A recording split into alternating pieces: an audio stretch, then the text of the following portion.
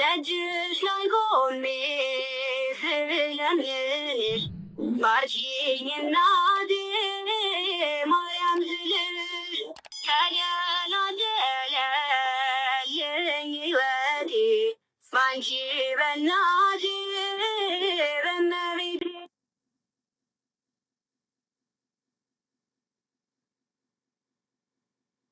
በስመ አብ ወወልድ ወመንፈስ ቅዱስ አሐዱ አምላክ አሜን። አቡነ ገብረ መንፈስ ቅዱስ። ታላቁ ጻድቁ አባታችን ገብረ መንፈስ ቅዱስ ከደቡባዊ ግብፅ ከቆላ ሀገር ከኒሳ የተገኙ ገዳማዊ ናቸው። አባታቸው ስምዖን ከነገደ ቢንያም ሲሆኑ እናታቸው ደግሞ አቅሌስያ ይባላሉ። ወላጆቻቸው በእግዚአብሔር ፊት ደጎች የነበሩ ቢሆኑም አቅሌስያ መካን ሆና ልጅ በማጣት እያለቀሰች 30 ዘመን ኖራለች። ከዕለታትም በአንደኛው ቀን ወደ ቤተ ክርስቲያን ገብታ የአብ የወልድ የመንፈስ ቅዱስ ስዕል ካለበት ፊት ለፊት በመቆም እግዚአብሔር ልጅ ይሰጣት ዘንድ እያለቀሰች ስትለምን ያን ጊዜ ከስዕሉ ቃል ወጥቶ ስልጣኑ ከሰማይ ከፍታ ከፍ ከፍ የሚል ንጽሕናው ከሚካኤል ከገብርኤል የሚስተካከል ክህነቱ እንደ መልከ ጼዴቅ እንደ መጥምቁ ዮሐንስ እንደ ነቢዩ ኤልያስ የሆነ ልጅ እንጂ ተቀበይ አላት። አቅሌስያም በመጋቢት 29 ቀን ጸንሳ በታኅሳስ 29 ቀን ደምግባቱ እጅግ የሚያምር ወንድ ልጅ እንደወለደች መልአኩ ቅዱስ ገብርኤልም በሰው አምሳል መጥቶ የልጅሽን ስም ገብረ መንፈስ ቅዱስ ይሁን አላት። ወዲያውኑ ሕፃኑ ከእናቱ ጭን ወርዶ ለአብ ለወልድ ለመንፈስ ቅዱስ ስም ሰገደ። ዳግመኛም ከጨለማ ወደ ብርሃን ላወጣኝ ለአብ ለወልድ ለመንፈስ ቅዱስ ስም ምስጋና ይሁን አለ። እግዚአብሔር ነቢዩ ኤርምያስን በእናትህ ማኅፀን ቀደስኩ ከማኅፀን ሳትወጣ የተመረጥክ አደረግኩ እንዳለው ገብረ መንፈስ ቅዱስም ከእናቱ ማኅፀን መርጦታልና የበለዓምን አህያ አናገረ። የቢታንያን ድንጋዮች አንደበት ሰጥቶ ስሙን እንዲያመሰግነው ያደረገ አምላክ አሁንም ይህንን ሕፃን አንደበቱን ፈቶ ስሙን እንዲያመሰግን አደረገ። ከዚህም በኋላ ይህ ሕፃን በተወለደ ጊዜ ለአምላኩ ሰግዶ አብ ወልድ መንፈስ ቅዱስ ካመሰገነ በኋላ እናቱ አላቀፈችውም፣ ጡትም አልጠባም። ከዚያን የነበሩ ሁሉ ይህንን በማየታቸው እጅግ ተደንቀው አምላካችንን አመሰገኑ። ከ3 ዓመት በኋላ እግዚአብሔር መልአኩ ገብርኤልን እንዲህ ብሎ አዘዘው፣ ሕፃኑን ከእናቱ ክንድ ተቀበል፣ ብዙ ገዳማውያን ወዳሉበት ገዳም ወስደ ከበራቸው አስቀምጥ። አበምኔቱንም ሕፃኑን ከበር ላይ አንስተው ካንተ ዘንድ አኑረው፣ ስለ ልብሱ ስለ ምግቡ አታስብ፣ ሕፃኑ የመንፈስ ቅዱስ ማደሪያ ነውና ምግቡ መንፈሳዊ ነው፣ ይኸውም ከእግዚአብሔር የመጣ ቃል ነው፣ ሰው በእንጀራ ብቻ እንደማይኖር እወቅ በለው በማለት አዘዘው። ብርሃናዊው መልአክ የራማው ልዑል ቅዱስ ገብርኤልም እንደታዘዘው ከሰማይ ወርዶ ሕፃኑን ከእናቱ ክንድ ተቀብሎ በክንፎቹ አቅፎ ስሞት እስከ 7ኛው ሰማይ አውጥቶ በስሉስ ቅዱስ ፊት አቅርቦት አስባረከው። እግዚአብሔርም መልአኩን ወደ እናቴ ወደ ማርያም ውሰድና ተባረከው አለውና ወስዶ አስባረከ። እመቤታችንም ከባረከችው በኋላ ዳግመኛ ከአዳም ጀምሮ ሄሮድስ በግፍ እስካስፈጃቸው ሕፃናት ያሉ ሁሉ ቅዱሳን ነቢያት፣ ሐዋርያት፣ ጻድቃን፣ ሰማዕታት፣ ደናግላን፣ መነኮሳት ሁሉ እንዲባርኩት አደረገ። መልሶ ከእግዚአብሔር ፊት አቆመው። መድህን ጌታም ሕፃኑን ገብረ መንፈስ ቅዱስን በመንግስቴ ከኔ ጋር ትነግሳለህ፣ ደስ ይበልህ፣ በርታ፣ የሚደርስብን ሁሉ ታገስ፣ ብዙ ነፍሳት በአንተ ምክንያት ይድናሉና ሰላሜ ካንተ ጋር ይሁን አለው። ከዚያም በኋላ መልአኩ አባ ዘመደ ብርሃን ወዳለበት ገዳም አወረደውና ሕፃኑን ከበር ላይ አስቀመጠ። እሱ ወደ ውስጥ ገብቶ እግዚአብሔር እንዳዘዘው ሁሉን ነገረው። አባ ዘመደ ብርሃን ሕፃኑን አስገብቶ በእንክብካቤ የቤተ ክርስቲያን ትምህርት ሁሉ እያስተማረው አሳደገው። ሕፃኑ ትምህርቱን በጨረሰ ጊዜ ዲቁና ተቀብሎ እንደ ቅዱስ እስጢፋኖስ ጸጋን ሞገስን የተመላ ሆነ።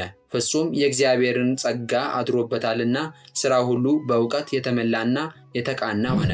አባ ዘመደ ብርሃን በሕፃኑ ላይ ያደረውን ጸጋ እያየ እጅግ ደስ ይለው ስለነበር እንደ ቅዱስ እንጦንስ አኬማስ ሰጠው። ከዚህም በኋላ ገብረ መንፈስ ቅዱስ ቅስና ተቀበለና በጾም በጸሎት ተጠምዶ በታላቅ ተጋድሎ መኖር ጀመሩ። እንደ ሐዋርያትም ተአምራትን የፈውስ ሀብትን ተሰጣቸው። ድውያን የሚፈውስ ሙታንን የሚያነሱ አጋንንት የሚያወጡ ሆኑ። መልአኩ ቅዱስ ገብርኤልም ዳግመኛ ተገልጦላቸው ወደ ሰማይ አሳያቸውና እግዚአብሔር ፊት አቆማቸው። ያን ጊዜም ጌታችን ክብሯን እጆቹ ዘርግቶ ባረካቸው። ክቡራን የሆኑ እጆቹን ዘርግቶ ከባረካቸው በኋላ በጸሎት ከሲኦል የምታወጣቸው ብዙ ነፍሳት አሉ፣ ድውያን ትፈውሳለህ። ከእንግዲህ ወዲህ ከሰው ተለይተ ወደ ጫካ ገብተ ከአንበሶች ከነብሮች ጋር ኑር አላቸው። አባታችን ጌታችንን የሰጠኝ እነዚህ አንበሶችና ነብሮች ምን ይመገባሉ አሉ። ጌታችንም የረገጥከውን መሬት ይልሳሉ፣ በዚያ ይጠግባሉ፣ ወደ እኔ እስክትመጣ ድረስ ይኸው ምግባቸው ይሆናቸዋል አላቸው። ጌታችንም መልአኩን ወደ ቀደመ ቦታቸው የመልሳቸው ዘንድ አዘዘው። ከዚህም በኋላ አቡነ ገብረ መንፈስ ቅዱስ ከራሳቸው እስከ እግራቸው ጠጉር በቀለላቸው። የጠጉራቸው ርዝመቱ 1 ክንድ ከስንዝር ነው። አባታችን በታላቅ ተጋድሎ ሲኖሩ በጸጋ ላይ ጸጋ ተጨመረላቸው። ከዕለታት በአንዷ ቀን የፈወሷቸው ሕሙማን ብዛታቸው እልፍ ሆነ። የሀገሩ ሰዎች ስራቸውን ስላወቁ አዘኑ። ውዳሴ ከንቱ እንዳይሆንብኝ ተነስቼ ሰው ወደማያቀኝ ሀገር እሄዳለሁ ብለው ተነስተው ሄዱ። ሕዝቡም አባታችን እንደተሰወሩ ባወቁ ጊዜ በሐዘን አለቀሱ። ከዚህም በኋላ አባታችን ወደ ጫካ ገብተው ብቻቸውን የበጋውን ሐሩር የክረምቱን ቁር ታግሰው ምንም ልብስ ሳይለብሱ ራቁታቸውን ሆነው በተጋድሎ ኖሩ። ጽኑ ተጋድሏቸው ከጫካው ቅዝቃዜ የተነሳ ሰውነታቸው አልቆ ከአጥንታቸው ጋር ተጣበቀ። ፍራፍሬም ሆነ ምንም ነገር አይመገቡም። ውሃ ፈጽሞ አይጠጡም ነበር። አባታችን በምድረ ከብድ እንደ ሰው ሳይሆን እንደ መላእክት ኖሩ። ቅዱሳን መላእክት ዘውትር ይጎበኛቸው ነበር። ስለ ምግባቸው ሰማያዊ ህብስትን አምጥተው ይሰጧቸዋል። ነገር ግን አባታችን ይህንን ህብስት አይመገቡም። ይልቁኑ ጽዋውን ባሹ ጊዜ እንዲሁ ይጠግቡ ይረኩ ነበር። ነቢይ ክብሯን በማየቴ እጠግባለሁ እንዳለ አባታችን በተወለዱባት ቤት አልኖሩም። እናት አባታቸውን የዘመድ ስጋቸውን አላዩአቸው፣ በበረሃ ብቻቸውን ኖሩ እንጂ። ነገር ግን ሰማያውያን ሁሉ ወዳጆቻቸው ሆኑ። እመቤታችን ወዳጄ ትለዋለች። ነቢያት፣ ሐዋርያት ወገኖቼ ይሏቸዋል። መላእክት ወዳጃችን እያሉ በክብራቸው ያቅፏቸው። የአባታችን መዓዛቸው ጫካውን ይመላ ነበር። በመንፈስ ቅዱስ ወደ ፈለጉት ቦታ በፍጥነት እንደ ወፍ ይበራሉ።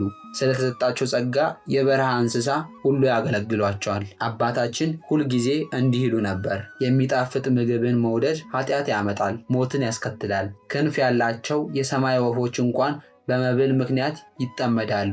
ምግብ በመሻት ከምድር ላይ ይወድቃሉ፣ በወጥመድ ውስጥ ይያዛሉ። የሰው ልጅም ምግብን በመውደድ በኃጢአት ይወድቃልና እኔስ ለሰውነቴ ምግብና መጠጥን አልፈልግም፣ ልብስም አልሻም። ራቁቴን ከእናቴ ማዕፀን እንደመጣው እንዲሁ ራቁቴን ወደ መቃብር እመለሳለሁ እንጂ ከዚህ ከኃላፊ ዓለም በሞት በተለየው ጊዜ መጠጥንና ልብስን ማን ያስከትልልኛል አሉ። ዳግመኛም ሰው ሊደርስ በማይችልበት በረሃ እኖራለሁ።